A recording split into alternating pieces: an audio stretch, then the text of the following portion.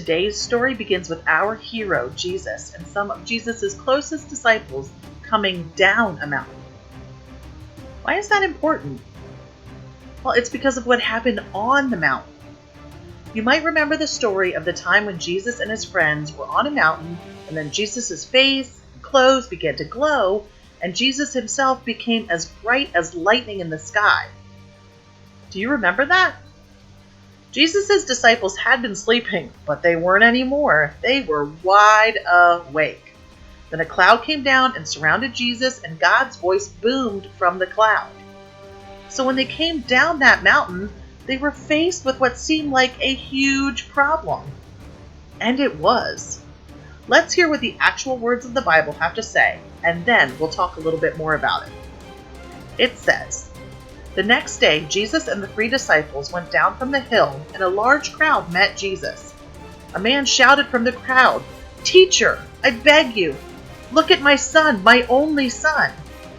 A spirit attacks him with a sudden shout and throws him into a fit, so that he foams at the mouth. It keeps on hurting him and will hardly let him go. I begged your disciples to drive it out, but they couldn't."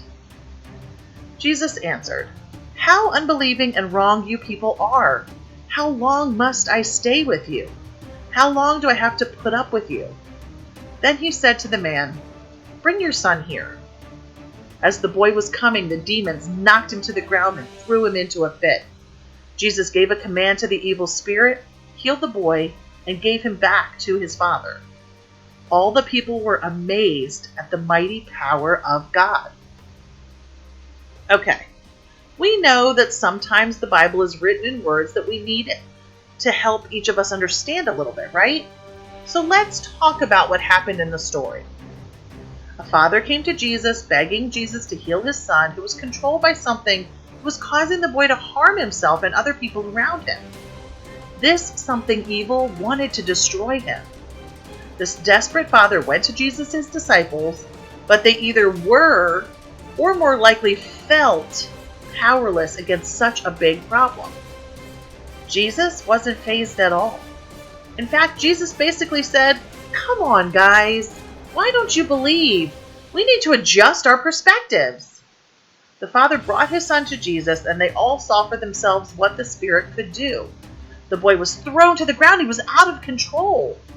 But Jesus simply said, "Bad spirit, get out of here." Like someone yelling at a dog who's maybe drinking in the toilet or something. And the spirit that was tossing the boy around ran off. The boy was healed and returned to his father. I'm sure everyone's jaw dropped. They had just seen something amazing that our hero Jesus had done. But it's not surprising to us, is it? Because we know God is more powerful than anything. And that's today's big idea. God is more powerful than evil.